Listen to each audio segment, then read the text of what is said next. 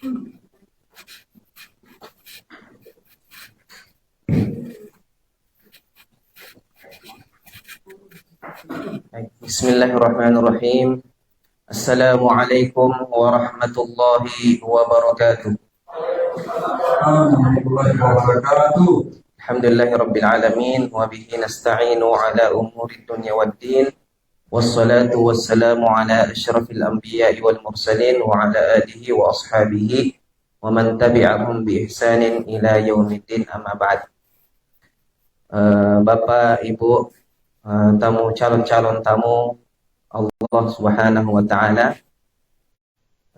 yang dimulakan oleh Allah, yang paling pertama, marilah kita senantiasa memanjatkan puji dan puja syukur atas kehadirat Allah Subhanahu wa taala yang mana telah banyak memberikan kepada kita nikmatnya. Di antara nikmat yang Allah berikan yaitu nikmat iman dan nikmat Islam.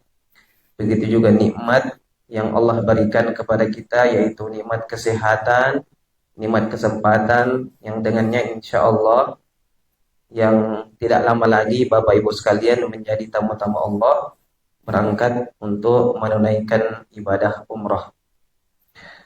Bapak Ibu sekalian, tentunya sebelum melakukan sebuah ibadah, maka wajib bagi kita untuk mengetahui ibadah yang akan kita lakukan. Ya, ibarat kita ingin melakukan ibadah sholat misalkan, maka sudah merupakan kewajiban kita untuk mengetahui tata cara sholat seperti apa. Alhamdulillah, untuk ibadah sholat saya kira Bapak Ibu sekalian sudah tiap hari melakukannya.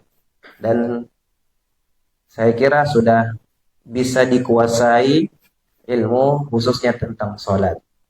Adapun pada kesempatan hari ini, ibadah yang akan Bapak Ibu lakukan adalah ibadah umroh, di mana ibadah ini yang mungkin ada yang sudah pernah umroh tapi sudah beberapa tahun yang lalu, ya.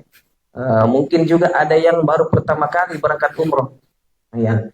Sehingga perlu untuk kita mempelajari ilmu khususnya tentang ibadah umroh agar ibadah umroh yang akan kita lakukan menjadi umroh yang mabrur dan umroh yang diterima oleh Allah Subhanahu wa taala. Bapak Ibu sekalian, ada dua syarat ya di mana ibadah itu diterima, ya. Dua syarat saja. Ya. Maka dua syarat ini mesti kita lakukan agar ibadah umroh kita diterima oleh Allah Subhanahu wa taala. Syarat yang pertama adalah ikhlas. Ya. Jadi segala bentuk ibadah apapun, ya, kalau kita lakukan dengan ikhlas, maka itu salah satu syarat diterimanya ibadah kita. Ya, ibadah sholat kah itu, ibadah puasa, zakat, ya, ibadah umroh dan seterusnya, maka salah satu syaratnya itu harus ikhlas lillahi ta'ala. Ya. Jadi kita ibadah ini Bapak Ibu sekalian, kita niatkan, ya, kita perbaiki hati kita agar jangan sampai ibadah umroh yang akan kita lakukan ini ada hal-hal yang kemudian mempengaruhi hati kita sehingga ada rasa ingin dilihat orang, rasa ingin didengar orang, oh sudah pergi umroh, ya, seperti itu dan seterusnya. Jangan, Bapak Ibu sekalian. Kita perbaiki, jaga hati kita agar jangan sampai termakan dengan perkataan orang-orang yang bisa mengakibatkan lunturnya pahala-pahala umroh yang akan kita lakukan. Ya, itu syarat yang pertama. Syarat yang kedua, Bapak Ibu sekalian, yaitu mutaba'atun Nabi SAW. Ya, yaitu mengikuti tata cara ibadahnya Rasulullah SAW sebagaimana yang telah dicontohkan kita. Nah, inilah gunanya manasik ini untuk kita ajarkan, kita sampaikan atau kita ingatkan ya kepada Bapak Ibu sekalian, ya, agar umrah yang Bapak Ibu lakukan itu sudah sesuai dengan sunnahnya Nabi Muhammad SAW. Seperti ibadah sholat, ya, tidak boleh kita kemudian ya takbiratul ihram 3 kali misalkan, ya itu sudah menyalahi sunnah namanya. Ruku, ya tata cara rukuknya sama kayak berdiri misalkan, ya. Nah, ini semuanya harus kita mengikuti sesuai dengan ajaran sunnah Nabi SAW sebagaimana disebutkan dalam sebuah hadis, khudhu anni manasikakum. Ambillah dari saya, kata Rasulullah, tata cara manasikku. Ya. Jadi ini Bapak Ibu sekalian, saya kira sudah jelas untuk persyaratan daripada kita melakukan sebuah ibadah. Ya, bukan hanya ibadah umrah tapi semua ibadah ya harus melalui syarat ini agar diterima. Yang pertama syaratnya yaitu ikhlas, ya. Kemudian yang kedua mengikuti tata cara sunnah Nabi Muhammad Sallallahu Alaihi Wasallam. Bapak Ibu sekalian yang dimuliakan Allah Subhanahu Wa Taala, salah satu kerinduan yang mesti terpatri di hati seorang beriman itu adalah kerinduan untuk berangkat menjadi tamu Allah ke Baitullah Ka'bah. Ya, ini semua kerinduan ya yang mesti dihadirkan oleh setiap insan orang beriman.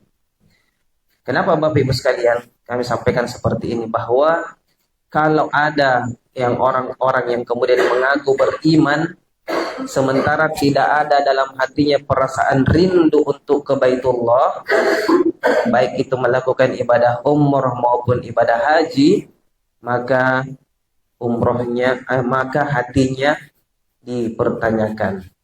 Ya, hatinya dipertanyakan. Kalau tidak ada rasa ingin berangkat sama sekali, itu hatinya dipertanyakan. Ya, maka kita harus hadirkan niat kerinduan kita. Ya, bahkan Bapak Ibu sekalian, ya, owner kita, ya, Ustadz Al-Fitrah sebagai pemilik travel, bahkan beliau mengazamkan untuk berangkat umroh setiap bulan, ya, karena ya, ada rasa rindu terus untuk berangkat. Ya, sama kalau Bapak Ibu sekalian punya kemampuan, ya, silahkan, ya, silahkan. Dan ini nikmat yang sangat besar yang Allah Subhanahu Wa Taala berikan kepada orang-orang yang memiliki kerinduan untuk terus ya mendekat ke Baitullah Ka'bah dalam rangka ibadah umroh maupun ibadah haji. Jadi Bapak Ibu sekalian yang dimuliakan Allah Subhanahu Wa Taala, kita ketahui bahwasanya ibadah haji, ya, ibadah haji itu kita ketahui bahwa ibadah haji itu hanya dikerjakan 1 kali 1 tahun, ya. Artinya tidak boleh orang melakukan ibadah haji di luar ya bulan Zulhijjah, ya. Tidak boleh orang melakukan haji di bulan Muharram, ya, bulan Rajab, ya, dan seterusnya. Ya, sehingga apa? Sehingga jumlah jemaah haji apalagi di Indonesia itu membludak. Ya. Sampai kami dengar bahwa untuk saat ini kalau mau mendaftar program pemerintah yaitu program reguler, maka dia harus menunggu selama 40 tahun. Ya, baru bisa berangkat. Jadi kalau umurnya Bapak, berapa umurnya Bapak? 60 tambah 40 100 baru bisa berangkat. Ya. Sehingga antrian itu sangat panjang Bapak Ibu sekalian. Olehnya ya, untuk ibadah umroh ini tidak terikat dengan waktu. Kapanpun ya, kemudian Bapak Ibu punya kemampuan, silahkan. Mau dilakukan di bulan Muharram, ya bulan Safar, Rabiul Awal, Rabiul Tsani dan seterusnya, silahkan. Ya, tidak ada ketentuan harus ya berapa kali, harus 1 kali 1 tahun seperti halnya haji. Ya, ini merupakan bentuk kesyukuran. Ya, mungkin ada yang sudah mendaftar haji sambil menunggu dia berangkat umroh dulu, ya silahkan. Ya, daripada nunggu yang belum tentu, ya bisa saja mungkin meninggal, ya, kan banyak seperti itu, ya, meninggal sebelum masa hajinya berangkat, ya, seperti itu. Ya, jadi banyak yang seperti itu, berangkat umroh dulu, ya, kemudian nanti sambil menunggu untuk keberangkatan hajinya. Bapak Ibu sekalian dimuliakan Allah Subhanahu wa taala. Jadi ini juga merupakan kesyukuran bahwa tidak semua orang yang diberikan harta, ya, diberikan kekayaan kemudian ada tergerak hatinya untuk berangkat melakukan ibadah umroh. Ya, banyak orang yang kaya seperti yang disampaikan tadi, punya kekayaan tapi tidak pernah terpatri, tidak pernah terdetik di hatinya untuk melaksanakan ibadah umroh. Jadi Bapak Ibu sekalian perlu banyak bersyukur, ya, karena ada hati keinginan, ya, Bapak Ibu sekalian untuk melakukan ibadah umroh. Baik Bapak Ibu sekalian, itu sebagai mukaddimah. Kemudian kita masuk ke pembahasan materi manasik haji dan umroh. Sebelumnya kita bahas dulu tentang keutamaan, ya, keutamaan daripada ibadah umroh yang akan Bapak Ibu lakukan. Bisa slide. Ya baik. Nah, ini gambar saya, ya. Alhamdulillah dibuatkan oleh Travel. Disebutkan di sini ulama, ya, meskipun masih perlu banyak belajarnya. Baik, Bapak Ibu sekalian, pertama keutamaan daripada ibadah umroh adalah ibadah umroh penghapus dosa-dosa. Al-umratu ilal umrati kafaratun lima bainahuma wal hajjul mabrur laisa lahu jazaa'un illal jannah. Yang artinya, yang dituliskan di atas, umroh satu ke umroh lainnya adalah penebus dosa antara keduanya. Penjelasannya di bawah. Dari hadis ini kita pahami bahwa orang yang telah melakukan umroh, kemudian melakukan umroh kedua kalinya dan seterusnya, maka antara kedua umroh itu adalah penghapus dosa-dosa. Mayoritas ulama mengatakan bahwa yang diampuni hanyalah dosa-dosa kecil. Adapun dosa-dosa besar diampuni dengan cara taubat. Ya, jadi ini keutamaan yang sangat besar. Ketika mungkin ada bapak yang sudah pernah haji, sudah pernah haji di sini? Ibu sudah pernah haji? Oh, masya Allah. Iya. Ada kerinduan untuk umroh lagi, Ibu, ya?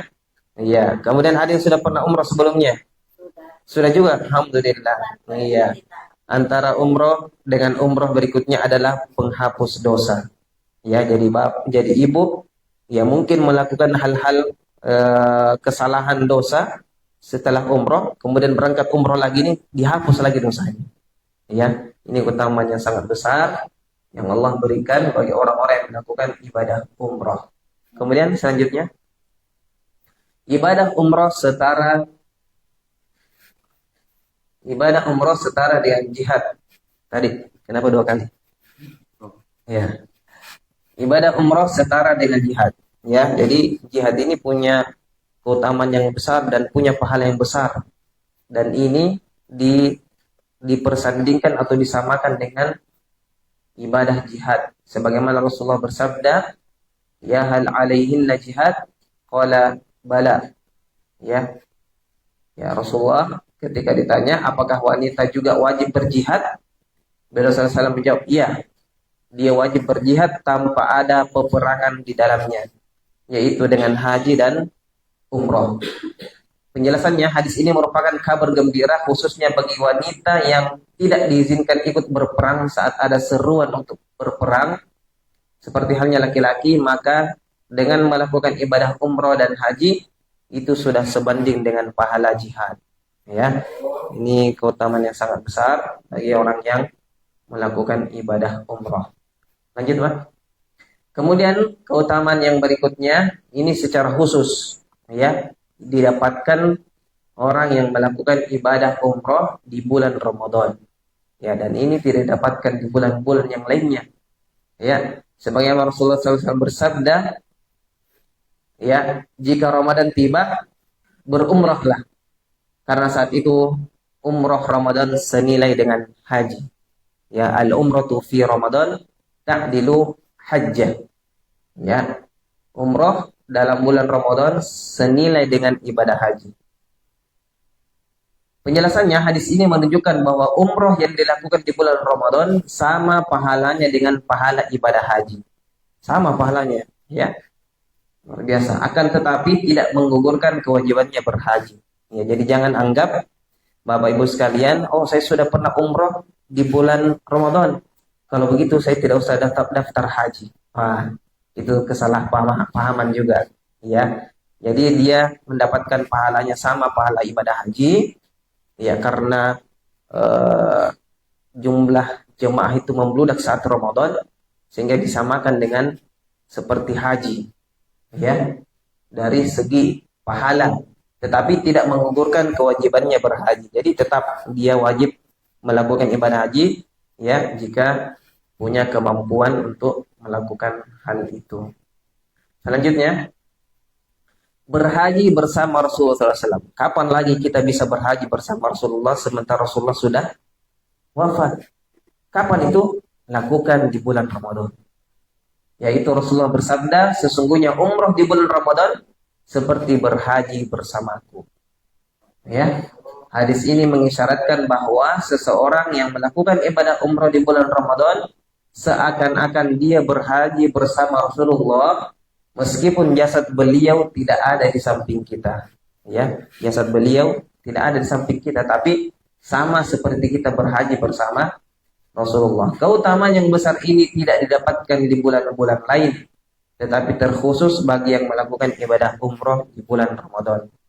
Maka wajar Bapak Ibu sekalian, karena hadis ini masyhur, ya, sehingga banyak orang yang mengambil kesempatan melakukan umroh di bulan Ramadan, sehingga jumlah jemaah umroh di sana saat Ramadan yang membludak, ya.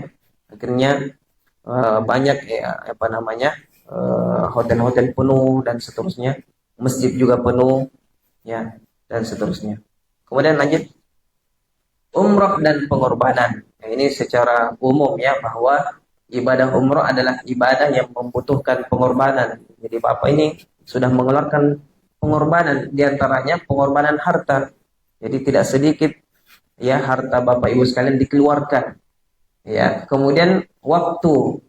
Ya, waktu Bapak Ibu sekalian mungkin seharusnya sudah berada di rumah menjual, bisa menghasilkan, tapi Bapak lebih memilih ibadah ini. Kemudian cobaan saat di Mekah dan di Madinah, ini yang sering.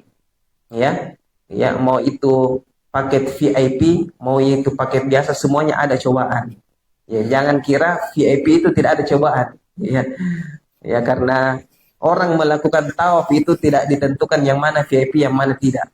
Ya, yang membedakan saja hotelnya, ya, ya 1 bintang 5 mungkin 1 bintang 3, ya, pelayanan dari segi hotel. Tapi kalau melakukan ibadah umroh sama semua Bapak Ibu sekalian, ya, semua pakaiannya sama, ya, untuk laki-laki kain ihramnya sama, tidak dibedakan yang mana yang VIP, yang mana yang biasa-biasa. Sehingga semakin besar pengorbanan seseorang dalam melakukan ibadah umroh, maka semakin besar pula pahala yang didapatkannya. Ya, mungkin ada yang tawaf karena banyak jumlah jamaah umroh itu banyak melakukan tawaf, sehingga dia hanya bisa mendapatkan tempat itu agak jauh dari tempat tawaf. Ya, akhirnya apa? Kelilingnya lebih panjang. Ya, tapi jangan Bapak Ibu sekalian merasa, oh capek ini kita. Jangan, karena setiap langkah itu dihitung pahala dan satu langkahnya dihitung penghapus dosa Bapak Ibu sekalian.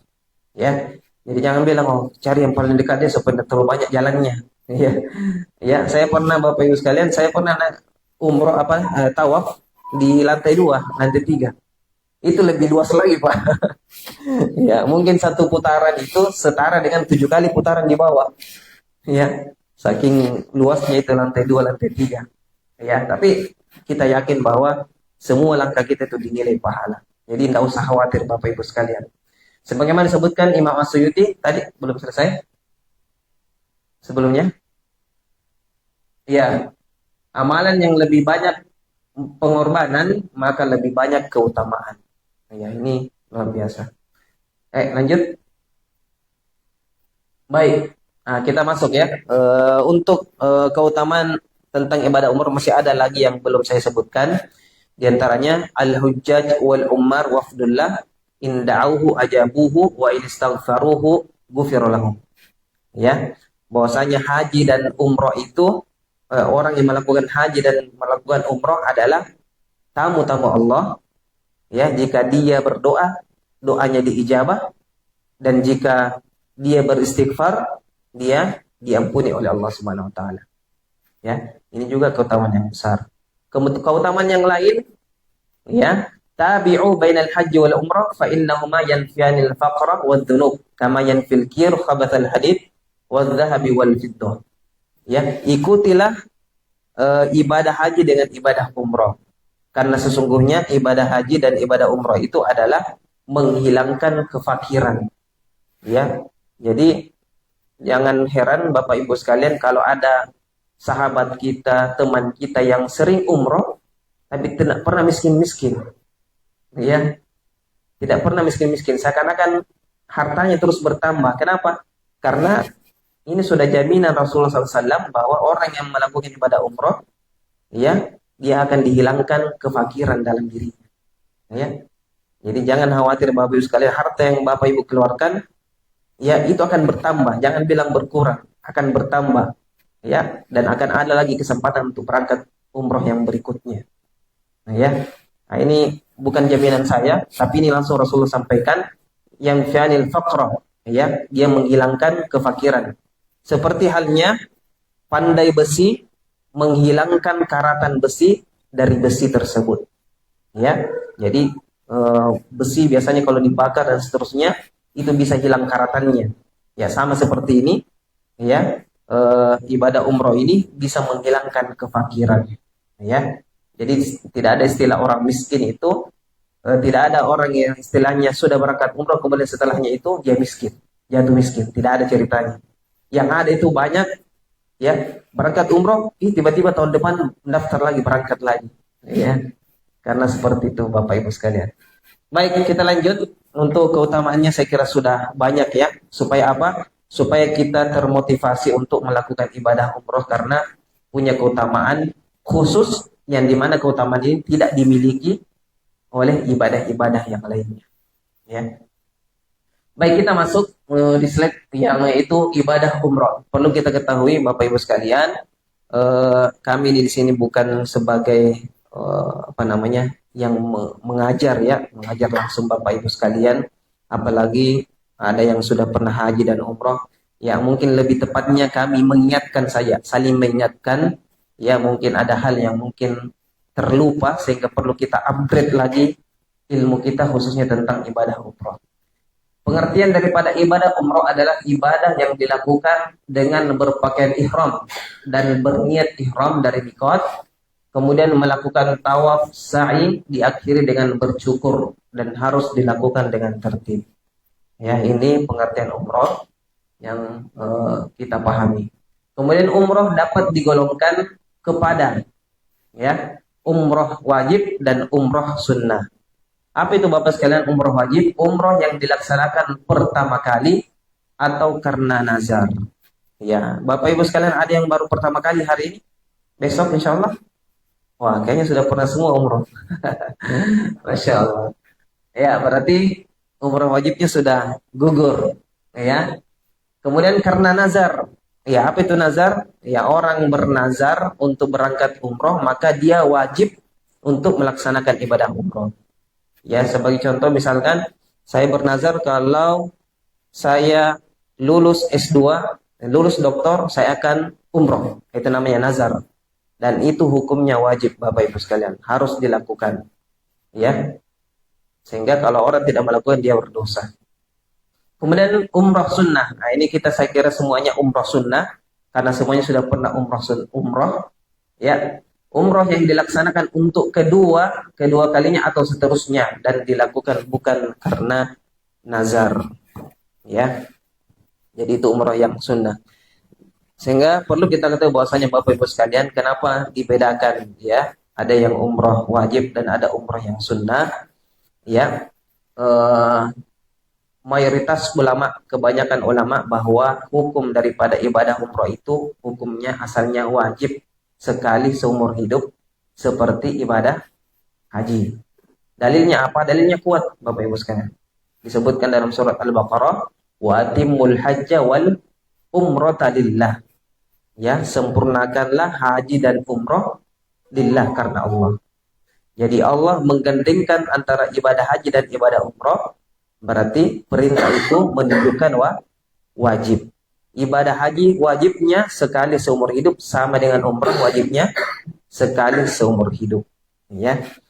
Jadi seperti itu Bapak Ibu sekalian. Ya, meskipun ada beberapa perbedaan pendapat, ada yang mengatakan bahwasanya hukumnya sunnah muakkadah dan seterusnya. Tapi kami lebih condong kepada yaitu umroh wajib sekali seumur hidup seperti halnya ibadah haji. Kemudian dalilnya lillah. Kenapa ada di situ lillah? Nah, ini yang tadi saya sebutkan bahwasanya lillah itu semata-mata karena Allah, yaitu ikhlas. Ya, lakukan haji dan umroh ikhlas karena Allah. Ya, kita jaga hati kita jangan sampai ada riya atau sum'ah, ya, sehingga bisa menggugurkan pahala ibadah umroh kita. Baik, lanjut. Baik, syarat daripada menjalankan ibadah umroh. Jadi ada beberapa syarat, sama kalau sholatnya ada syarat-syaratnya. Begitu juga ibadah umroh ada syaratnya. Syarat yang pertama adalah wajib Islam. Ya, saya kira tidak ada yang non Muslim di sini. Kalau ada, ya mungkin silahkan keluar. Ya, Islam ya, sekira sudah jelas. Kemudian balik, ya dewasa. Ya, seorang sudah harus balik, baru dia diwajibkan untuk melakukan ibadah umroh. Bagaimana kalau anak-anak? Ya, boleh atau tidak umroh? Kalau ditanya boleh atau tidak, boleh. Ya, tapi apa? Tapi dia belum gugur pahala, belum gugur kewajibannya untuk melakukan umroh saat dia dewasa. Ya, jadi kalau anak-anak mau ikut silakan ikutkan. Ya, akan mendapatkan pahala dan untuk orang tuanya juga. Ya, yaitu balik. Kemudian akil, berakal sehat. Ya, untuk orang gila saya kira tidak perlu untuk melakukan ibadah umroh karena ya dia tidak diwajibkan. Kemudian merdeka, bukan budak. Ya, sekarang sudah tidak ada lagi perbudakan. Ya, kemudian istitoah, mampu. Ya, istitoah ini ada dua macam Bapak Ibu sekalian. Mampu di dalam hal fisik, ya tentunya. Kemudian yang kedua mampu dalam hal finansial, harta. Ya, ada orang yang punya fisik yang kuat, tapi tidak punya harta juga tidak wajib untuk melakukan ibadah umroh. Sebaliknya ada yang punya dana besar, tapi fisiknya tidak mampu berjalan, ya sulit untuk berjalan, harus digendong dan seterusnya, maka dia tidak dikenakan melakukan umroh, tidak wajib untuk melakukan ibadah umroh. Bila salah satu syarat tidak terpenuhi, maka gugurlah kewajiban umroh atas diri seseorang. Jadi kalau salah satu syarat itu tidak terpenuhi, ya maka dia tidak wajib untuk menjalankan ibadah umroh. Saya kira yang 5 ini semuanya sudah Bapak Ibu sekalian miliki. Kemudian rukun umroh, ya rukun umroh itu ada 5, Bapak Ibu sekalian. Jadi perlu kita yakinkan diri kita bahwa ibadah umroh itu tidak sulit. Ya, jangan terlalu kita pikirkan bagaimana nanti dan bagaimana, tidak usah terlalu terpikir karena ibadah umroh itu ibadah yang cukup mudah. Yaitu apa? Cukup kita laksanakan rukun umroh ini, maka ibadah umroh kita sudah sah. Ya. Jadi kalau kita sudah ihram dan niat, sudah tawaf umroh 7 kali, sa'i juga, bercukur tertib tanpa kita baca doa-doa, tanpa kita bertalbiyah, tanpa dan seterusnya, maka tetap ibadah umroh kita sah. Hanya saja kurangnya ya pahala yang mesti kita dapatkan. Ya, ada doa-doa yang bisa kita panjatkan, ya, zikir, dan itu semua diganjar oleh Allah Subhanahu wa taala sebuah pahala. Ya, jadi kita ingat saja ini ihram dan niat, ya di mana ihramnya nanti di miqat. Ya, niatnya juga di sana, kemudian tawaf umroh.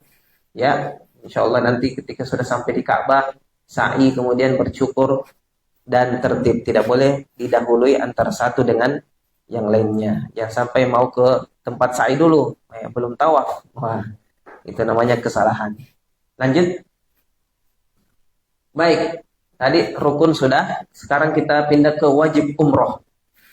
Ya, ada wajib-wajib umroh itu, ya, yaitu berihram dari miqat.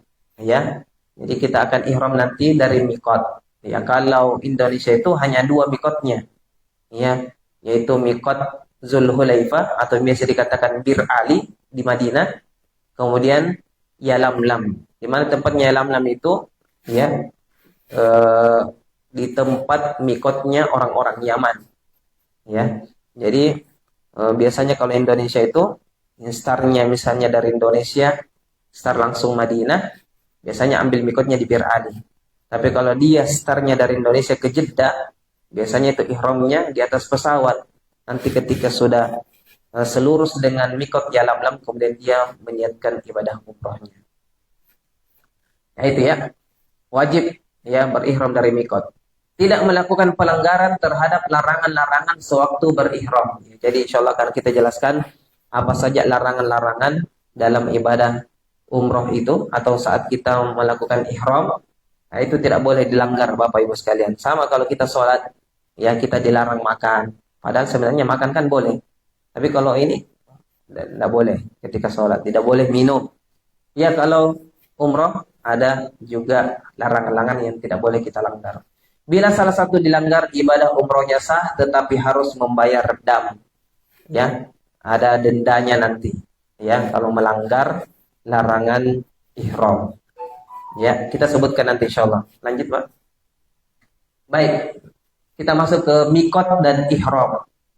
Mikot ada dua macam, yaitu mikot zamani dan mikot makani. Apa itu zamani? Batas waktu umroh. Nah, ini tadi kita sudah sampaikan bahwa batas waktu umroh itu tidak terbatas. Ya, tidak seperti haji yang hanya 1 kali 1 tahun. Ya, kemudian makani, yaitu batas tempat untuk memulai berihram haji maupun umroh.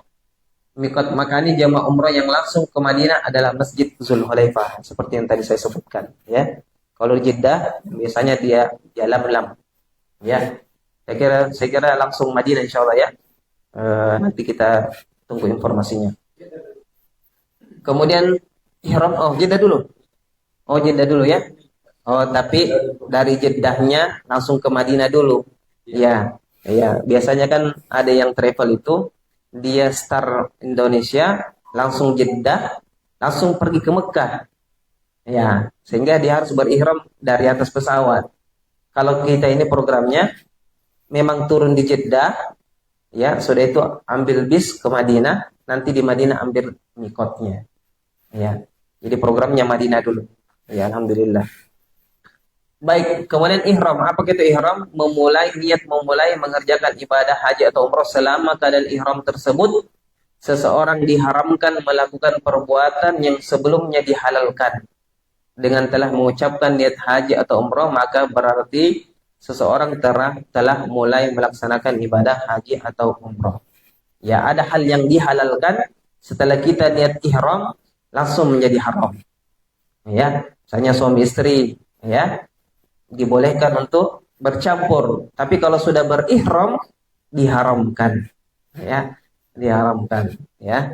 Kemudian apa lagi? Ya banyak ya, seperti potong kuku, ya asalnya kita bolehkan bahkan disunahkan, tapi kalau sudah berihram tidak boleh potong kuku. Ya, lanjut. Baik, ini larangan-larangan ihram. Ya, ini hal-hal yang mesti kita ketahui dan jangan dilakukan. Ya, jadi pengetahuan itu tidak mesti dilakukan. Kita ketahui untuk tidak dilakukan kalau itu bentuknya larangan. Ya. Yang pertama adalah secara khusus laki-laki, yaitu memakai pakaian berjahit. Ya, maksudnya pakaian berjahit di sini adalah pakaian yang membentuk tubuh, bagian tubuh. Ya. Kalau ada misalnya baju, ada lehernya, ada lengannya, berarti itu namanya pakaian berjahit, bukan pakaian ihram. Ya, pakaian ihram meskipun dia pakaian berjahit, ya, tapi bukan itu yang dimaksud. Ya, jadi yang berjahit itu tidak dibolehkan untuk dipakai. Ya, kemudian memakai kaos kaki atau sepatu yang menutupi mata kaki dan tumit. Jadi Bapak Ibu, Bapak sekalian, ya secara khusus Bapak dulu ya. Jadi tidak boleh ketika kita berihram menggunakan sepatu atau menggunakan kaos kaki yang mana dia menutup mata kaki kita. Ya, jadi menggunakan sendal ya saat kita berihram tentunya ya. Kemudian menutup kepala yang melekat di kepala seperti topi, peci, sorban dan lain-lain ya. Jadi hal-hal yang kira-kira menutup kepala kita itu ditinggalkan, ya, jangan sampai dilakukan, ya. Yang pakai sekarang peci Bapak Ibu sekalian semua ditanggalkan nanti, ya, dibuka semuanya. Tidak boleh ada yang menggunakan peci atau sebagainya, ya.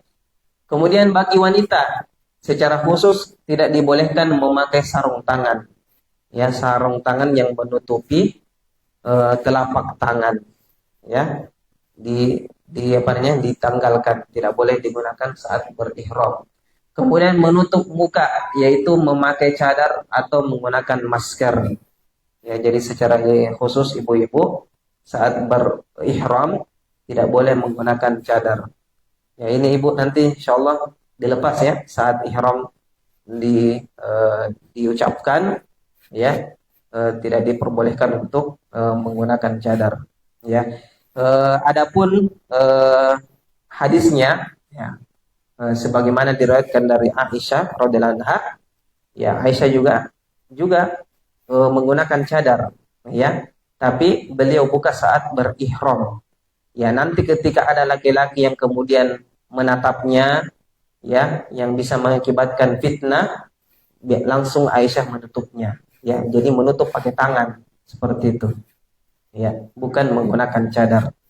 Kemudian secara umum laki-laki dan wanita tidak dibolehkan menggunakan wangi-wangian, ya. Jadi hal-hal yang sifatnya wangi-wangian, parfum, ya, sampai kepada sabun, shampoo, ya, itu semua mengandung wangi-wangian, sebaiknya ditinggalkan, ya, jangan kita gunakan. Itu saat apa? Saat kita berihram, ya. Ya, kapan kita masuk ihram? Saat melafazkan niat. Iya, jadi sebelum melafazkan niat, boleh atau tidak pakai parfum?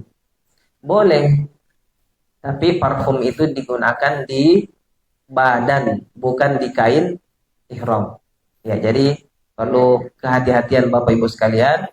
Yang sampai dia bisa boleh parfum, tapi ya salah menggunakan, dia semprot ke pakaian kain ihramnya. Tidak boleh Bapak Ibu. Ya, jadi yang dibolehkan parfum untuk badan, ya, seperti Rexona atau apa namanya, Axe atau apalah dan seterusnya, yang supaya tidak membuat badan kita bau misalkan, boleh. Tapi itu digunakan sebelum kita niat ihram. Sebagaimana disebutkan bahwasanya Aisyah radhiyallahu anha pernah memakaikan wangi-wangian kepada Rasulullah di badannya, ya. Jadi seperti itu. Jadi bagaimana kalau sudah berihram lantas baunya masih tercium? Nah, kira-kira bagaimana? Ya, maka dalam hal ini tidak mengapa kalau, ya, wanginya itu masih tercium, ya, bahkan ada yang sampai 3 hari itu, ya, wangi itu masih tercium, tidak masalah, ya, karena penggunaan parfumnya digunakan sebelum berihram. Baik, kemudian memotong kuku, ya, jadi sunnah sebenarnya itu kita potong kuku sebelum kita berihram. Jadi kita bersihkan semua yang ada di badan melekat kuku, ya, kemudian mencukur atau mengurutkan rambut dan bulu-bulu badan lainnya, ya. Apa-apa yang kira-kira penting untuk kita cukur dari awal. Jangan, ya, nanti kalau sudah berihram baru kemudian mau bercukur, ya. Ini pelanggaran. Bercumbu atau bersetubuh, ya, untuk suami istri ini tentunya. Nah, ini tidak diperbolehkan untuk melakukan hal tersebut karena sudah masuk ke dalam ihram. Kemudian mencabut atau memotong rerumputan, ya, hal-hal yang kita lihat misalnya di mikot ada tanaman-tanaman, kita lihat, oh bagus ini, cabut, nah ini tidak boleh. Ini melanggar larangan ihram. Jadi hati-hati Bapak Ibu sekalian. Kemudian mencaci, bertengkar atau mengeluarkan kata-kata kotor, ya. Hati-hati ini yang biasa mungkin marah-marah atau apalah yang sifatnya arahnya kata-kata yang kurang enak, maka sebaiknya ditahan, ya, saat kita berihram. Ya, kalau ada hal-hal yang perlu untuk dikomunikasikan, komunikasikan dengan baik-baik. Ya, misalnya kepada pembimbing atau kepada siapa, tidak kemudian kata-kata kita tidak terkontrol sehingga ada hal-hal yang keluar, ya, di mana kata-kata itu bisa menggugurkan pahala ibadah umroh kita. Ada beberapa yang lain yang belum disebutkan di sini seperti dilarang menikah, dilarang menikahkan, ya itu tidak kita sebutkan. Baik, lanjut. Baik, tawaf. Apa itu tawaf? Ya, pengertiannya tawaf adalah mengelilingi Ka'bah sebanyak 7 putaran dan Ka'bah selalu berada di sebelah kiri, ya, jangan di sebelah kanan.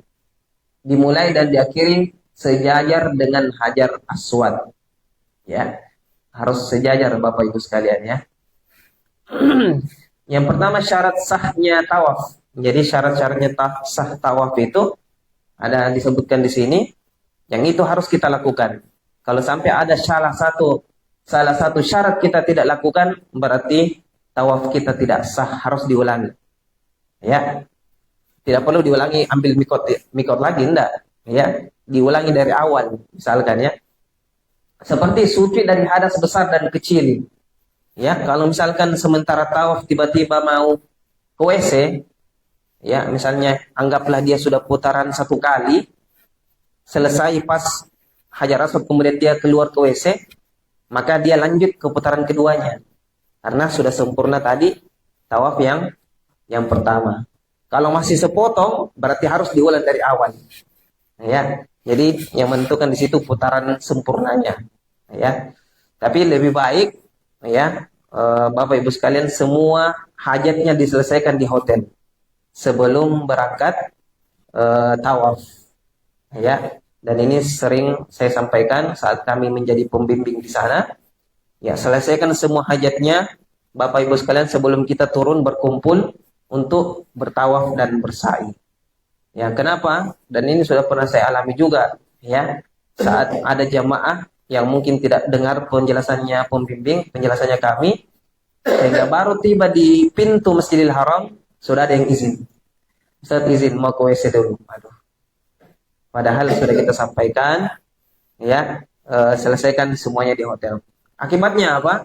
Akibatnya ada keterlambatan. Kemudian jamaah yang lain kasihan menunggu, ya, menunggu, ya, gara-gara satu orang itu yang kemudian ke WC, ya. Jadi kita ini rombongan, Bapak Ibu sekalian, tetap berada pada rombongan yang tidak terpisah-pisah. Meskipun kita sudah tahu tata caranya seperti ini sudah diajarkan, tetapi karena ini programnya dari travel, maka kita harus ikut dari program travel, yaitu ikut secara rombongan, tidak sendiri-sendiri, ya. Kecuali dari awal izin, saya mau umroh sendiri, nah, itu mungkin lain lagi. Tapi ya secara ini umum semua, ya, karena ini kita bergabung di travel, ya, maka kita harus mematuhi aturan-aturan dari travel. Ya, kemudian suci badan, pakaian dan tempat dari najis, ya. Jadi hati-hati Bapak Ibu sekalian, badan kita kalau terkena najis, kemudian pakaian atau kain ihram kita, hati-hati. Ya, Bapak Ibu sekalian, ya, jangan sampai kita ke WC kemudian terkena percikan, ya, air kencing kita, ya. Nah, ini bisa apa namanya? Tidak atau membatalkan tawaf kita, ya.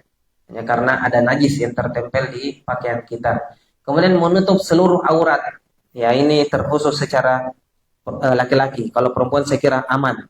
Kalau untuk laki-laki ini hati-hati saat menggunakan kain ihram, ya, jangan sampai terjatuh kain ihramnya sehingga nampaklah auratnya, ya, karena ini kan mungkin kita tidak terbiasa ya menggunakan 2 lembar kain, ya, atasan sama bawahan saja, ya, sehingga kalau tidak pandai menggunakan kain ihramnya, ya, atau tidak kuat, ya, bisa terlihat auratnya. Itu nanti akan dibimbing secara langsung saat di Madinah saat penggunaan ihramnya nanti insyaallah, kain ihram. Kemudian menutup seluruh aurat sudah, kemudian dimulai dari garis tawaf sejajar dengan Hajar Aswad. Jadi saya umpamakan saja kalau misalkan ini Ka'bah, ya, dan ini Hajar Aswad, maka yang dimaksud adalah sejajar itu adalah ujungnya, sudutnya. Jadi bukan sejajar lurusannya ini. Ya. Jadi perlu diperhatikan. Jadi sekarang sudah ada kemudahan juga. Setiap kita masuk Ka'bah, kalau kita tidak tahu di mana tempatnya Hajar Aswad, kita cek di mana lampu hijau. Ya, di mana ada lampu hijau dekat Ka'bah. Kalau sudah kita temukan lampu hijau, kita sudah bisa pastikan bahwa di situ adalah tempat lurusannya Hajar Aswad. Ya. Nah, itu kita disunahkan untuk bertakbir saat memulai tawaf. Ya, Bismillahi Allahu Akbar. Itu saat sejajar, ya bukan yang lurusannya tadi ya, tapi harus sejajar sudutnya. Ya. Kemudian pada saat pelaksanaannya memposisikan Ka'bah berada di sebelah kiri. Ya, jangan sampai bertabrakan dengan yang lain karena ya posisi Ka'bah sebelah kanan misalkan. Nah, dilaksanakan sebanyak 7 kali putaran. Jadi tidak boleh kurang, tidak boleh lebih. Ya, jangan anggap bahwa tawaf ini pahalanya luar biasa. Kalau begitu saya mau tawaf 10 kali. Dia tambah dirinya sendiri. Nah, ini sesat, ya, menyalahi aturan tawaf. Kemudian tidak ada tujuan selain tawaf, ya niat tawaf. Sekira semuanya niat untuk bertawaf, bukan hanya sekedar jalan-jalan biasa. Kemudian pelaksanaannya itu di dalam Masjidil Haram, ya tidak boleh di luar Masjidil Haram. Lanjut. Sa'i adalah berjalan dari Bukit Sofa ke Bukit Marwah dan sebaliknya selama 7 kali 7 kali putaran. Perjalanan yang dimulai dari Bukit Sofa dan berakhir di Bukit Marwah.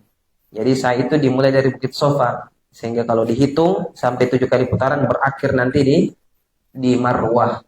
Ya, kalau ternyata kita tiba-tiba menghitung 7 kali saat masih berada di Sofa, berarti ada kesalahan dalam perhitungan, ya, karena jumlah 7 itu adalah jumlah yang ganjil, ya. Kalau dimulai Sofa berarti akhirnya dia Marwah. Syarat sahnya sa'i, jadi ada syarat sahnya, ya. Yang pertama didahului dengan tawaf, ya, jadi harus tawaf dulu, tidak boleh sa'i didahulukan dari tawaf. Kemudian tertib dan teratur, ya harus tertib, ya. Kemudian teratur. Penyempurnaan 7 kali perjalanan di antara Bukit Sofa dan Marwah. Jadi jumlahnya 7 kali, antara Sofa dan Marwah itu dihitung 1 kali. Sebagian ada yang salah memahami sehingga ada yang sampai 14 kali. Kenapa? Karena dia hitung antara Sofa dan Marwah, kemudian Marwah kembali ke Sofa, dia baru hitung 1 kali. Ya, maka dia 14 kali. Nah, mungkin saat manasik dia mengantuk, ya, atau terlelap sehingga tidak dengar penjelasan bimbingan manasik. Tapi nanti insya Allah di Madinah akan ada lagi bimbingan berikutnya sebagai pengulangan lagi, ya. Kemudian dilaksanakan di tempat sa'i, ya. Saya kira tidak ada lagi yang sa'i di tempat yang lain, ya. Sa'i sekarang sudah diperluas oleh pemerintah Arab Saudi, ya. Ada lantai 1, kalau ternyata penuh bisa di lantai 2, masih penuh juga bisa ke lantai 3, ya. Makanya dia kondisi saja. Ya, kalau saya biasanya di lantai 3, ya sepi, ya tidak banyak, tidak berdesak-desakan. Kalau lantai 1 itu paling banyak orang, ya, karena dia tidak tahu di mana eskalatornya. Kalau saya tahu, ya, ya itu ya. Kemudian lanjut Pak, ya tahallul, ya baik. Tahallul adalah keadaan seseorang yang telah dihalalkan melakukan perbuatan yang sebelumnya dilarang selama berihram, ditandai dengan mencukur rambut, ya. Jadi ini tandanya tahallul, kita sudah tahallul kalau kita sudah mencukur rambut, ya. Untuk laki-laki disunahkan untuk mencukur, ada 2 bentuk, ya. Mencukur seluruhnya, ya, yang biasa kita katakan gundul atau licin, atau mencukur sebagian rambut, ya. Kenapa ada 2 macam?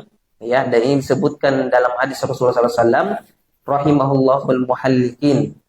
Rasulullah mendoakan 3 kali orang-orang yang melakukan cukur habis. Ya, ini untuk bapak-bapak ya maksudnya, ya. Jadi yang licin itu yang didoakan Rasulullah 3 kali. Kemudian sahabat mengatakan, wal muqassirin, oh ya wa Rasulullah. Dan orang-orang yang cukur juga yang pendek Rasulullah, ya. Yang wal muqassirin, dan Rasulullah mengatakan begitu juga yang cukur pendek, tapi didoakan 1 kali saja. Ya, ya makanya Bapak, ya, dikorbankan rambutnya kalau bisa dihabiskan, karena itu lebih besar keutamaannya dan mendapat doa langsung dari Rasulullah sebanyak 3 kali. Baik, di sini tambahan tempat-tempat makbulnya doa, ya. Secara umum semuanya doa diijabah oleh Allah Subhanahu wa taala, tapi ada tempat-tempat yang di mana tempat diterimanya, yang paling makbulnya lah. Ya, pertama di dalam Ka'bah, di Hajar Aswad, kemudian rukun Yamani. Kalau dalam Ka'bah saya kira sulit untuk kita masuk karena orang-orang tertentu yang bisa masuk. Tapi sekarang karena Hijr Ismail itu sebenarnya bagian dari Ka'bah, ya, di mana pada saat itu dikumpulkan harta-harta halal dan terkumpul hanya bisa eh, membangun Ka'bah yang saat ini. Ya, tidak dimasukkan Hijr Ismail. Yang pada asalnya Ka'bah yang dahulu itu masuk Hijr Ismail. Sehingga kalau orang yang ingin melakukan doa di Hijr Ismail berarti seakan-akan dia sudah berdoa di dalam Ka'bah. Rukun Yamani, ya. Rukun Yamani itu kalau ini Hajar Aswad, berarti rukun Yamani itu di sebelumnya, ya, sebelum Hajar Aswad. Kalau kita berputar, kita akan menemukan dulu rukun Yamani, baru kemudian Hajar Aswad. Kemudian Multazam, ya ini Multazam itu digambar, ya. Multazam antara pintu Ka'bah dan Hajar Aswad. Jadi tempatnya itu cukup padat, ya, karena orang berebutan untuk bisa berdoa di sana. Ya, tidak mesti harus kita berdekat atau menyentuhnya. Ya, kalau kita kasih jarak begitu tidak ada masalah, ya. Jangan kita paksakan diri kita untuk masuk ke sana, ya, sehingga berdesak-desakan, ya, bisa mengakibatkan hal yang tidak diinginkan terjadi. Kemudian Bukit Sofa dan Marwah, ya, ini juga salah satu tempat dijabah, ya. Jadi Sofa dan Marwah itu tidak boleh sebenarnya, sunnahnya itu jangan langsung, ya, begitu sa'i langsung Sofa Marwah langsung turun lagi sa'i, ya. Pada asalnya kita disunahkan untuk tinggal dulu untuk berdoa, ya, tunggu berdoa.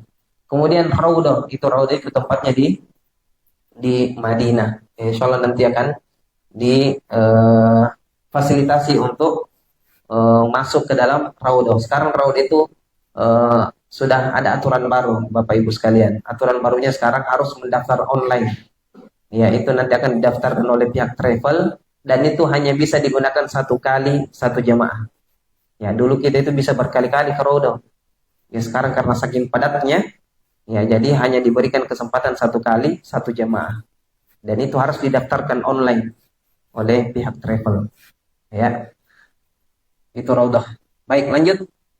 Sunnah-sunnah dalam ibadah. Ya, ada sunnah-sunnah yang kalau kita mampu untuk lakukan, kita lakukan. Kalau tidak mampu, jangan dipaksakan. Ya, karena ini hanya sifatnya sunnah. Ya, jadi jangan memaksakan diri untuk mengejar sunnah, kemudian, ya, kita menzolimi orang lain. Seperti apa misalnya ramal, lari-lari kecil bagi laki-laki 3 putaran pertama tawaf. Ya, ada namanya istilahnya ramal. Ya, kalau memungkinkan dan ada lowong bagi laki-laki disunahkan untuk beramal lari-lari kecil. Ya, sebanyak 3 putaran pertama saja. Tapi kalau tidak mampu berjalan biasa saja. Ya. Kemudian mencium Hajar Aswad, ini yang paling sulit, Bapak Ibu sekalian, karena semua orang berebutan. Ya. Hajar Aswad. Jika tidak mampu, maka cukup melambaikan tangan ke arahnya dengan ucapan takbir. Ya. Jadi kalau kita baru masuk, kemudian kita pertama startnya Hajar Aswad, kita ucapkan dengan menghadap ke Hajar Aswad dan dengan mengangkat tangan kanan kita, kemudian mengucapkan Bismillahirrahmanirrahim, Allahu Akbar. Sudah itu langsung turunkan.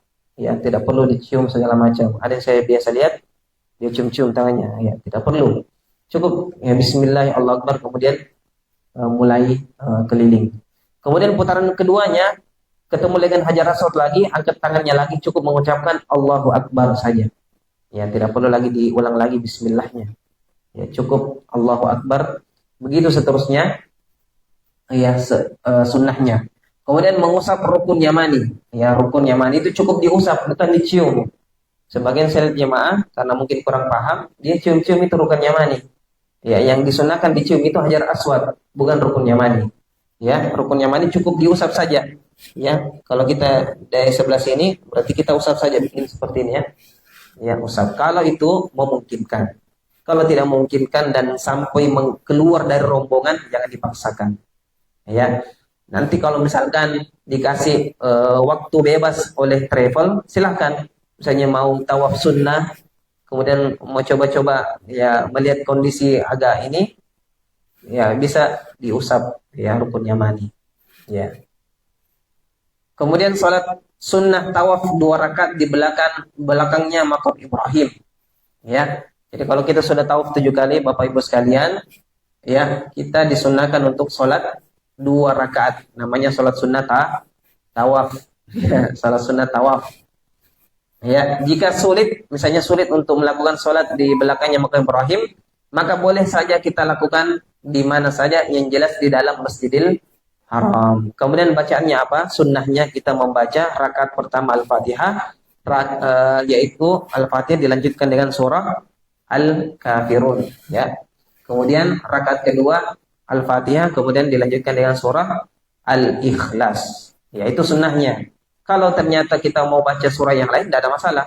Ya, kalau ini sunnahnya Rasulullah membaca dua surah ini. Kemudian setelah kita tawaf, kita meminum air zam-zam. Ya, setelah sholat. Ya, jadi kita disunahkan untuk minum air zam-zam. Ya, ketika setelah tawaf, setelah sholat, sebelum sa'i. Ya, kita minum. Ya, kemudian mengusap atau membasahi ubun-ubun kita, ya. Ubun-ubun kita disunahkan untuk membasahinya. Kemudian berlari-lari kecil bagi laki-laki di lampu hijau saat tempat sa'i. Nah, itu juga sudah ditandai oleh pemerintah Arab Saudi. Pokoknya antara lampu hijau itu disunahkan untuk berlari-lari kecil bagi laki-laki. Ya, bagi laki-laki, ya. Ya, untuk perempuan tidak disunahkan. Ya, jadi untuk laki-laki saja. Ya. Lari-lari kecil saja, tidak usah terlalu cepat sehingga bisa meninggalkan rombongan perempuan.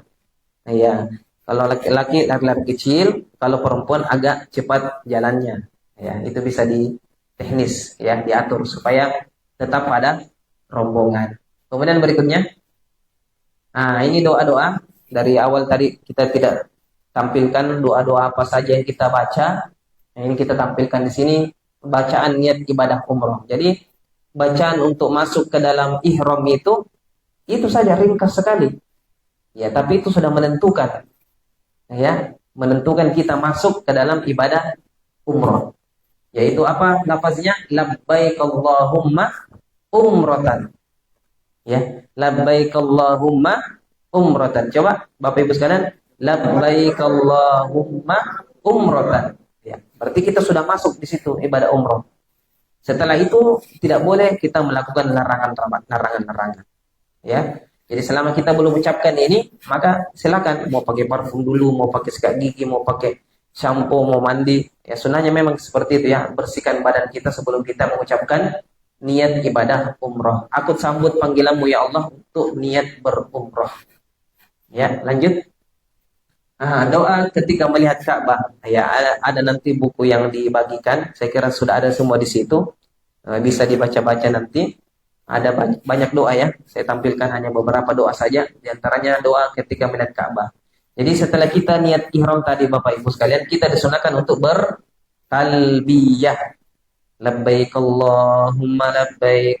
Labbaik la syarika laka labbaik.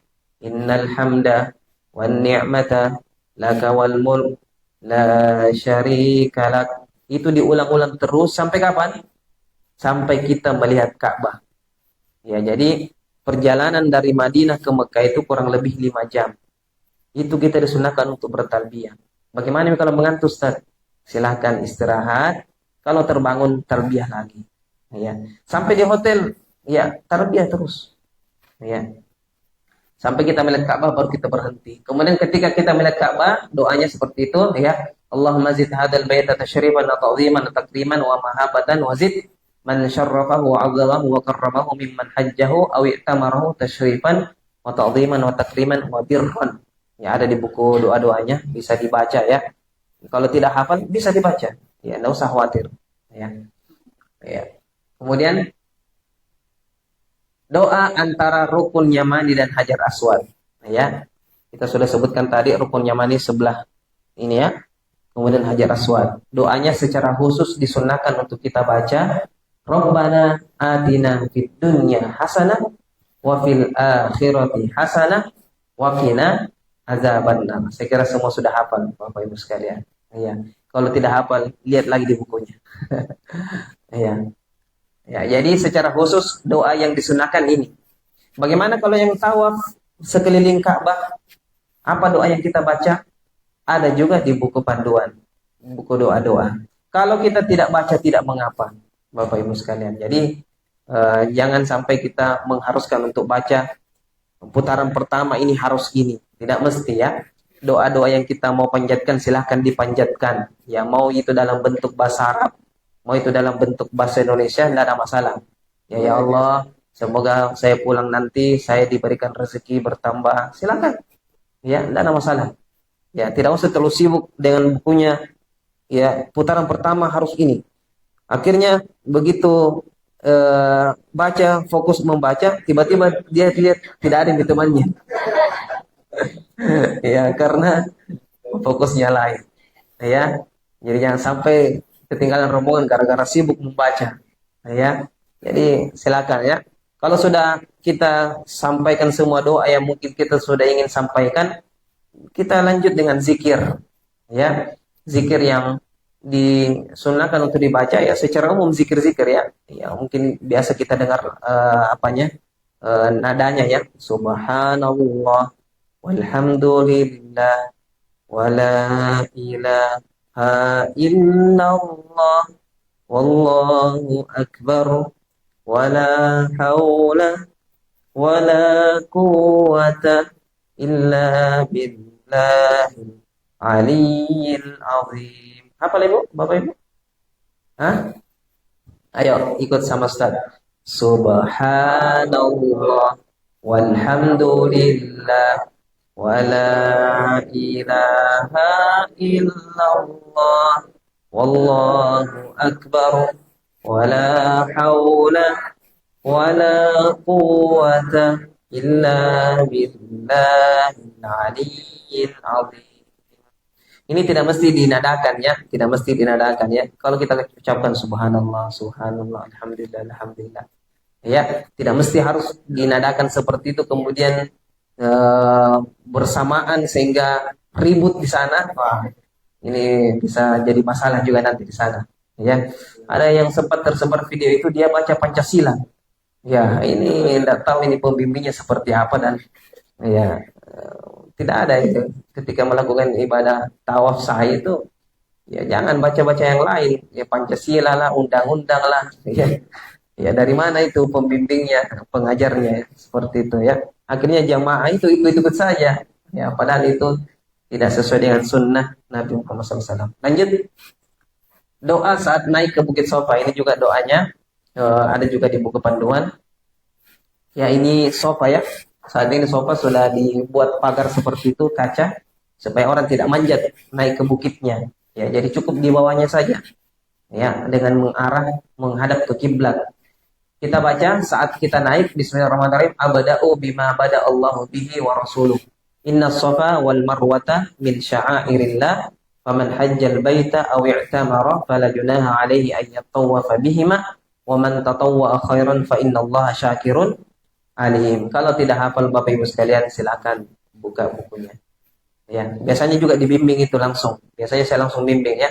Ayo Bapak Ibu sekalian, inna safa wal marwata. Supaya semuanya ikut membaca, ya tidak perlu sibuk dengan bukunya. Baik, lanjut. Ya, sudah selesai ya.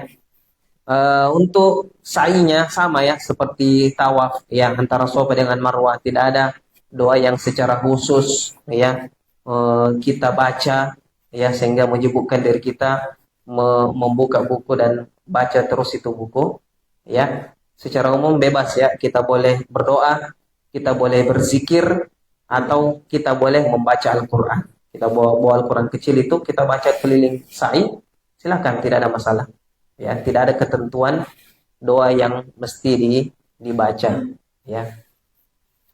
Ya, baik. Ini tambahan saja ya, ini perlengkapan. Nanti yang masih belum lengkap perlengkapannya bisa akan hubungi langsung ke kepala cabang.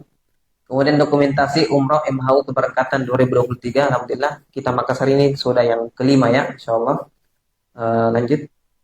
Nah, ini foto-fotonya Bapak Ibu sekalian di tempat yang ini juga. Ya, kita sudah langganan di tempat ini. Nah, ini di bandara ya. Ya, ini tadi di Bandara Sultan Hasanuddin, alhamdulillah. Ini keberangkatan perdana ini, Makassar, Februari. Lanjut. Nah, ini saat di Masjid Nabawi, depan Masjid Nabawi, ya. Kemudian ini di Mikot Bir Ali, Zulhulaifah. Ya mungkin Bapak Ibu sudah kenal semua ya. Khasnya Mikot, ya. Nah, ini depan Ka'bah. Ya, alhamdulillah. Biasanya itu setelah sholat tawaf 2 rakaat, ya, biasanya diajak dulu berfoto sebelum masuk ke sa'i. Ya, seperti itu untuk dokumentasi saja. Nah, ini setelah melakukan ibadah umroh, sudah tahallul dan cukur. Ya, biasanya yang mau cukur licin itu ada tempat salon-salon ya di dekat-dekat Masjidil Haram. Ya, silakan kalau mau mencukur habis, ya bisa biasa dengan membayar 10 sampai 15 rial. Ya, sediakan uangnya memang ya saat ini, saat bertawaf ya sebelum berangkat tawaf. Lanjut. Ya, alhamdulillah. Ya, terima kasih atas Bapak Ibu sekalian perhatiannya dari penjelasan manasik. Mungkin ada hal-hal yang mungkin masih belum jelas, silakan dipertanyakan karena insya Allah akan dibuka ya, sesi tanya jawab. Ya, akhirul kalam. Wassalamualaikum warahmatullahi wabarakatuh. Waalaikumsalam warahmatullahi wabarakatuh. Syukur. Baiklah, Bapak Ibu, ya itulah tadi ya rangkaian ilmu ya bagaimana tata cara eh, berumrah ya sesuai dengan syariat. Tentunya dalam penjelasan tadi mungkin ada hal-hal ya, ada hal-hal entah itu kurang sempurna bagi kita ya, atau ada hal-hal lain yang kita anggap tidak disampaikan di sini, tapi kita masih meyakini juga bahwa ini juga sesuatu hal yang perlu saya lakukan juga di tanah haram. Coba silakan kita diskusi, ya. Silakan kita diskusi, ya. Silakan saya akan buka sesi kepada Bapak untuk bertanya, ya. Bertanya, ya. Jam 5 sekarang. Jam 5. Sudah jam 5 ya? Ya. Kita batasi saja. Ya. Mungkin dari Pak Nurdin, NTT. Ustaz Firdaus, ya. Silakan Pak Nurdin. Assalamualaikum warahmatullahi wabarakatuh. Waalaikumsalam. Maka saya mau jelaskan sedikit. Bisakah dengan bahasa, misalnya kita ini bahasa Bina, dalam doanya dengan suara yang kecil, dalam bahasanya. Biasakan bahasa tidak ada spesial dengan dengan bahasa ini, bahasa Bina. Bisa diulangi? Bisa berdoa, tapi artinya dengan bahasa. oh bahasanya Quran, tapi artinya bahasa Quran. Tidak mengurangi rasa hormat saya, jangan saya menjawab ya. Meski kayaknya bisa jawab kalau begini. Ya, ya jadi Bapak ini mau berdoa bahasa Qurannya, misalnya bahasa Qurannya, tapi artinya bahasa Bima, bukan bahasa Indonesia, apalagi bahasa Makassar. Ya, Sesuai dengan kemahaman saya. betul. Ya, bagus. Ada lagi Pak? Bisa kasih betul. Nanti dijawab sama ustaznya, jangan saya. Nanti saya menjawab dan saya jawabannya tidak sesuai syariah. Ya, silakan. Kita nanti akan buka dulu 3 sesi penanya. Setelah itu kita jawab pertanyaannya Pak Bapak ya. Ya. Ada lagi Bapak Ibu? Mau bertanya? Ibu? Tanya mau ya? Apa pertanyaannya? Apa itu Bu? Bu Haji?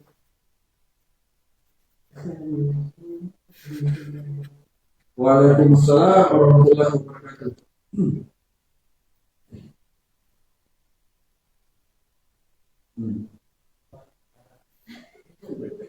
Ibu Haji, adakah yang pernah tanya-tanya Ki, kalau orang berumrah harus begini?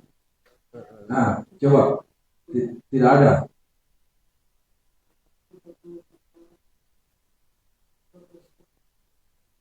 Fokus bekerja. fokus menjahit Ibu aja.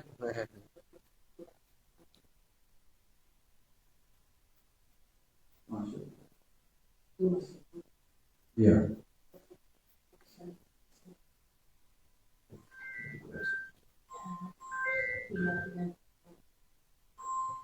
Jadi informasi Bapak Ibu ya. Jadi salah satu yang punya hotel di Sulawesi Barat ini anaknya ini. Iya. Iya. Tapi saya mesti mempunyai keputusan.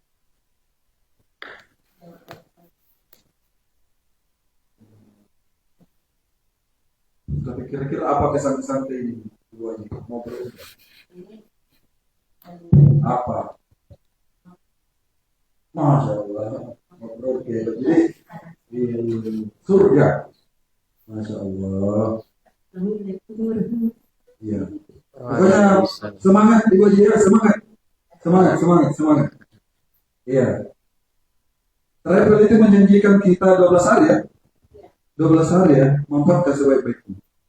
Ya, Ibu Haji sudah berjuang bagaimana menyekolahkan anaknya, ya luar biasa. S2 itu bukan uang kecil. Ya.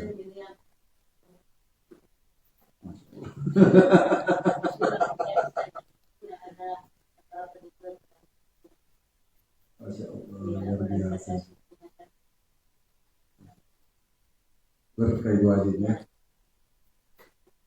Ya. Oke, terima kasih Ibu ya.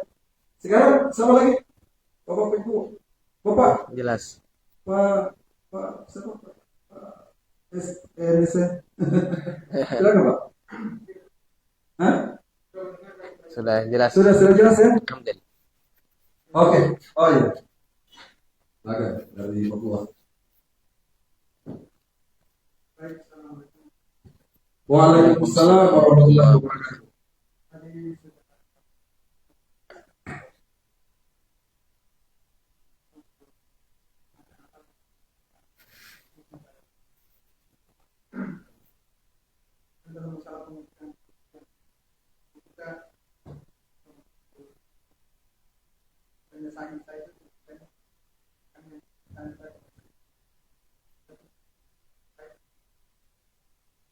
Kemudian durasi lokasi waktu berapa misalnya?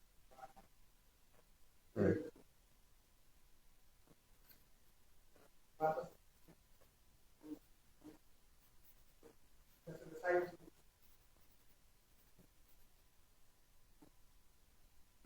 Iya. Nanti kita bikin kebebasan. Mau berlama-lama begitu ya? Bahwa selesai umroh sudah kewajiban kita sudah selesai. Ya. Itu mungkin perlu kita kalau kita masih berpikir kita mau sendiri jalan. Ya. Mungkin perlu dijelaskan. Iya. Mungkin dimengerti Ustaz ya? Insyaallah.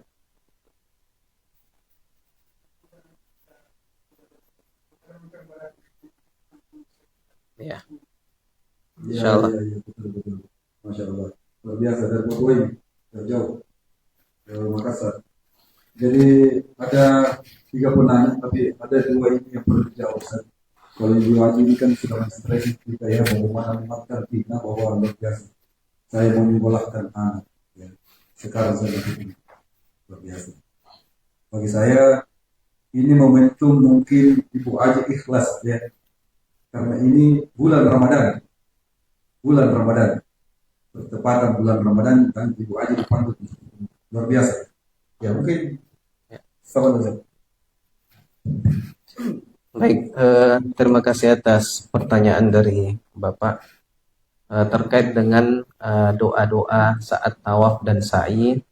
Sebagaimana sudah kami sampaikan tadi bahwa doa itu tidak terikat, ya, tidak ada secara khusus mengikat saat kita tawaf dan sa'i, kecuali yang tadi saya sebutkan tadi antara rukun Yamani dan Hajar Aswad yang kita baca doa itu Rabbana atina fid dunya hasanah wa fil akhirati hasanah wa qina adzabannar. Adapun tawaf seluruhnya atau sa'i seluruhnya boleh kita menggunakan doa ya. Kalau kita tidak bisa bahasa Arabnya, kita terjemahkan ke dalam bahasa daerah ya. Ya. Kalau saya Makassar, ya Allah, karengku ya. Misalnya begitu ya. Ya, RK apa begitu ya. Ya, dan seterusnya ya. Silakan ya masing-masing dengan bahasanya masing-masing. Ya. Kalau Al-Qur'an itu tidak boleh di bahasa lainkan, dia harus menggunakan bahasa Arab. Ya, jadi kalau kita baca Al-Fatihah, alhamdulillahirabbil alamin, tidak menggunakan bahasa yang lain. Ya, kalau itu bacaan Al-Qur'an, karena bacaan Al-Qur'an tidak boleh dirubah-rubah. Ya. Kalau terjemahannya ya tidak ada masalah ya, kalau kita mau terjemahkan ke dalam bahasa ini tidak ada masalah, tapi kalau Al-Qur'annya tidak boleh. Ya. Kita baca Yasin, silakan Yasin wal Qur'anil Hakim sampai keliling selesai, alhamdulillah. Ya, jadi tidak usah terlalu pusing atau sibuk dengan bacaan-bacaan apa yang kita baca, ya. Itu terkait dengan bacaan. Kemudian terkait dengan hal-hal mungkin pengertian tadi yang sudah kita sebutkan di atas, itu pengertian yang kita sebutkan itu hanyalah pengetahuan, ya. Untuk kita nanti praktekkan ya, misalnya tawaf ya, pengertian tadi tawaf kita kan intinya kan yang kita tahu itu bahwasanya tawaf itu kita mengelilingi Ka'bah ya, tidak perlu kita harus hafal itu pengertian sehingga apa ini tadi pengertiannya, intinya kalau kita tawaf keliling Ka'bah itu sudah dikatakan tawaf ya. Jadi hal-hal yang tadi kita sebutkan ya tidak usah untuk terlalu kita sibuk dengan itu, sehingga hal-hal atau ibadah-ibadah yang perlu untuk kita lakukan ya bisa kita lakukan dengan lancar. Kemudian untuk terkait dengan durasi ibadah umroh ya, sebenarnya ibadah umroh ini ibadah yang tidak terlalu lama, ibadah yang singkat ya. Kalau kita ambil mikot di Bir Ali ya, itu program dari travel yaitu umroh yang pertama, yaitu ambil mikot di Bir Ali nanti ya, kita mulai menghitung saat kita berihram ya, mulai menghitung jam ya, menghitung durasi ya.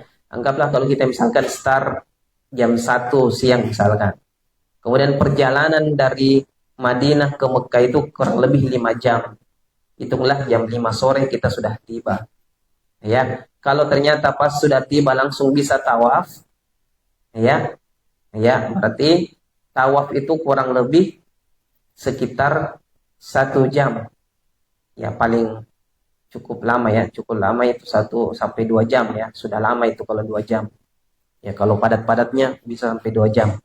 Kalau ternyata kena maghrib, berhenti dulu, kemudian kita laksanakan sholat maghrib ya, misalnya tiba-tiba sudah azan maghrib, jangan kita paksakan tawaf terus ya, berhenti, kita ingat putaran kita yang putaran yang keberapa ya.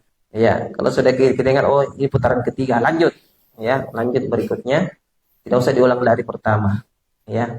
Dimana kita berdiri ya, kita lanjut langsung mulai dari situ, dan hitungannya tetap dihitung ya, seperti lanjutan ya, jangan dihitung dari awal ya.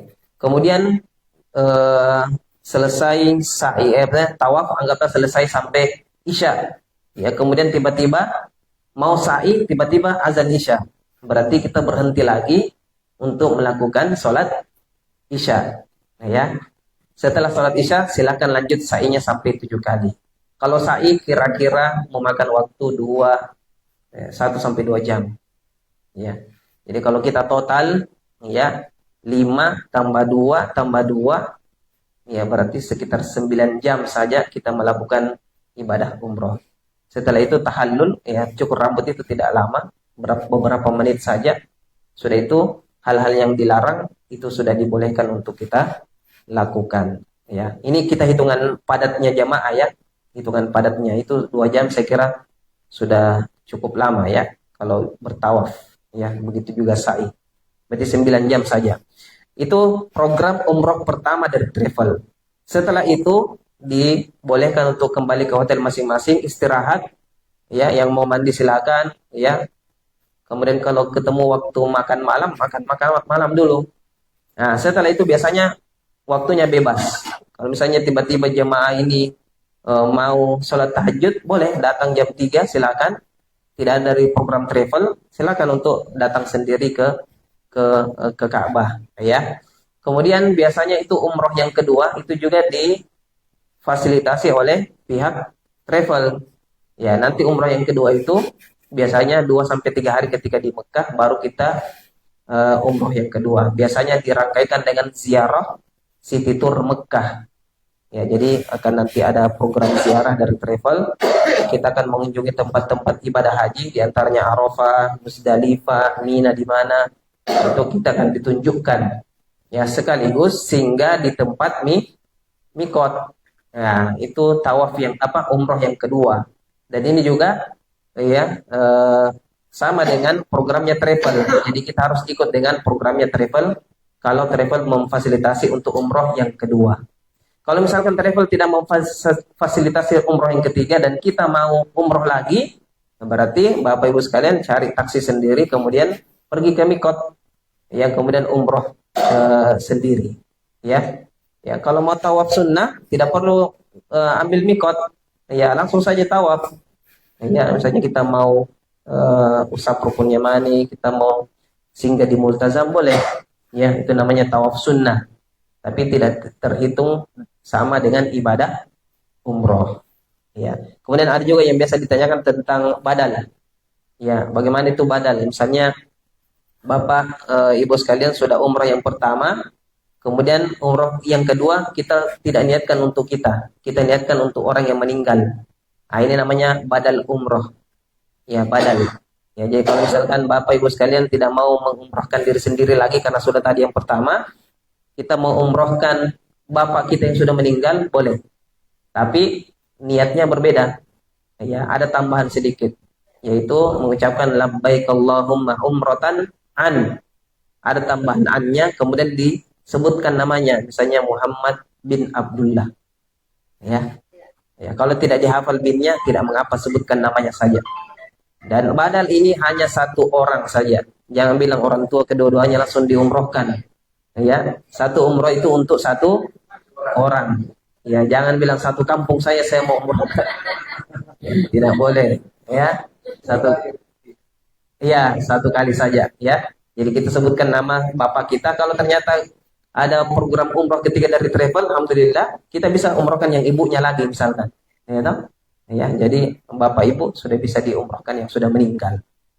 Ya, bagaimana kalau yang masih hidup? Apakah bisa dibadalkan? Yang boleh dibadalkan yang masih hidup itu saat dia terkena sakit, di mana sakitnya itu tidak memungkinkan dia untuk berangkat umroh. Jadi ada sakit-sakit kayak sakit perut, ya jangan badalkan. Ya, tapi kalau sakit-sakit misalnya sudah tidak bisa berdiri, atau misalnya di rumah sakit terus tidak bisa keluar, nah itu yang boleh dibadalkan. Ya, jadi seperti itu Bapak sekalian terkait dengan badal umroh. Ya, mungkin itu saja. Mungkin juga tawaf itu kan kapan saja ya, setelah ibadah umroh kita laksanakan. Ya, tawaf sunnah. Ya, tawaf sunnah. Ya. Apakah mungkin saya mewakili peserta di sini, apakah bisa cuma 1 kali putaran, 2 kali putaran, atau harus 7 kali? Ya, ya mungkin ini wakil dari sebuah pertanyaan. Ya. Jadi Bapak masuk di Masjid Haram langsung tahu, karena itu kan dulu itu kalau di zaman Ibrahim itu kan itu sholatnya dia awal. Ya. Nah sekarang Maksudnya umroh. Sudah minta di umroh. Umroh yang pertama sudah umroh yang wajib. Iya. Adapun yang kedua itu umroh sunnah kalau kita mau umroh lagi. Ya, untuk kita diri sendiri misalkan. ya, mungkin bisa Ustaz. Ya. Ya. Boleh. Itu berapa hari durasinya dalam umroh pertama? Biasanya 2 sampai 3 hari. Ya, kalau sudah umroh pertama, durasinya antara 2 sampai 3 hari, umroh yang kedua berikutnya. Ya tidak langsung umroh pertama langsung besoknya lagi umroh kedua, enggak ya. Ya, setengah mati. Ya, biasanya 2 sampai 3 hari. Jadi ada waktu istirahat jemaah dan kemudian ada fasilitas umroh yang kedua. Itu difasilitasi lagi, ya. Jadi kalau sampai di kan perjalanan Ya, jadi kalau itu sudah ya. Apanya itu? kalau sudah di Madinah sudah masuk Belum. Kalau cuma masuk di Madinah itu programnya ziarah dulu. Iya, ziarah. Kita Masjid Nabawi, ziarah makam Rasulullah, Abu Bakar, Siddiq dan Umar. Itu tidak perlu rangkaian, tidak masuk dalam rangkaian ibadah umroh. Rangkaian ibadah umroh itu dimulai dari mikot. Ya, jadi Madinah itu tidak ada rangkaian wajib untuk melakukan ibadah umroh. Jadi tidak ada kaitannya dengan Madinah. Jadi kalau di Misalnya 400. Ya, program Madinah itu biasanya lebih lama yang Mekahnya. Ya, biasanya. Ya, kalau 9 anggaplah misalnya 12 hari berarti 10 hari semuanya ya. Kemungkinan 55 ya. Anunya waktunya ya Mekah Madinah. Atau 4 Madinah, 6 Mekah. Ya, tapi nanti kita lihat anunya dari pihak pusat karena itu biasanya ya, biasanya. Ya. Ada itinerary. Ya, ada itinerary-nya ya. artinya ada di konflik yang patungan Oh, ada.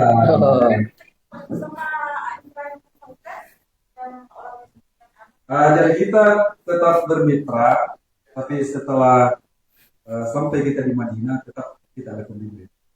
Ya. Itu konfliknya dari tahun atau ada dari yang tahu.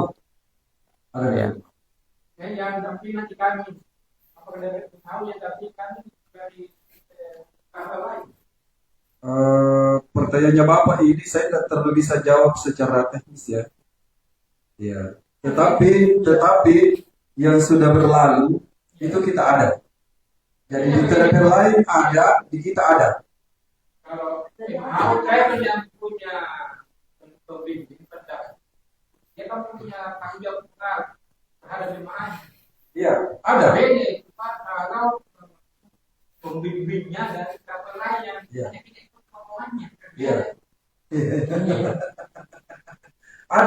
Ada. Oh, jadi ini Pak, kami ini kan artinya masih kamu ini kalau aku ini. Ya, Jadi kami tidak ada pembimbing kami, Pak. Bisa kami tidak bisa tidak ada, tidak papir. Insya Allah ada Pak. Iya. Iya.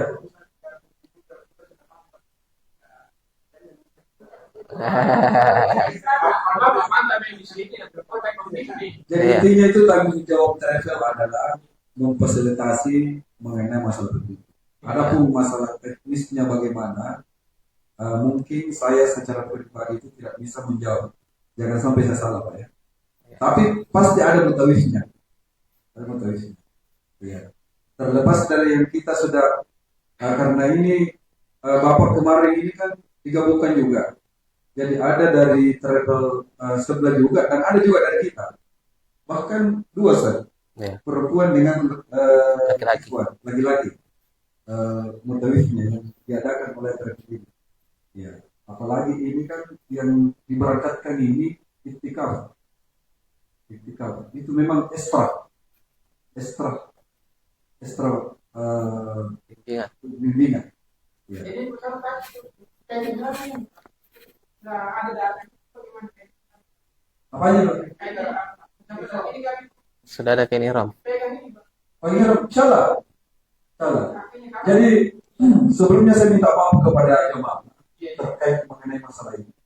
Karena koper itu baru tadi malam nyampe. Iya. Mungkin Bapak belum dapat koper ya? artinya begini, Pak, ini makanya saya bilang rokok sudah bisa terima di bangun Oh sudah ada. sudah ada, tapi beda dengan koper yang datang ada punya warna pink. Saya orang yang lain yang bukan Betul warna betul. hitam. Iya. Tapi kan dia punya ada logo situ, tahu logonya situ. Ya. Hanya Jadi- beda dengan